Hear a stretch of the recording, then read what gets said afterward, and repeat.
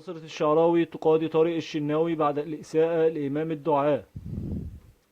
قررت أسرة الشيخ محمد متولي الشعراوي اتخاذ الإجراء القانوني ضد الناقد طارق الشناوي بشأن تصريحاته الأخيرة وانتقاده لأفكاره والذي وصفها بالرجعية والتخلف. قالت زوجة محمد الشعراوي حفيد فضيلة الشيخ محمد متولي الشعراوي في تصريحات خاصة: الأسرة أجمعت على اتخاذ إجراء قانوني ضد طارق الشناوي بشأن تصريحاته معلقة.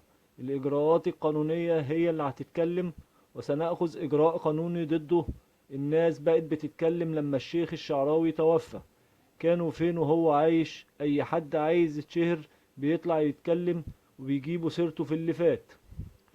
وتابعت زوجة محمد حفيد الشعراوي: قررنا اتخاذ إجراء ضد طارق الشناوي لأن الناس بقت بتستسهل الكلام ومفكرين الكلام ببلاش، ولكن بقول لهم الكلام بحساب ومحدش صغير وكل واحد عارف وهو بيقول ايه، وكان لازم يتاخد قرار من زمان من اول واحد غلط في فضيلة الشيخ.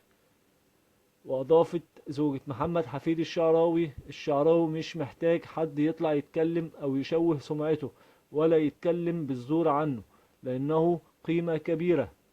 هل الشيخ الشعراوي كان راجع لدرجة ان واحد زي طارق الشناوي يقول عليه كده؟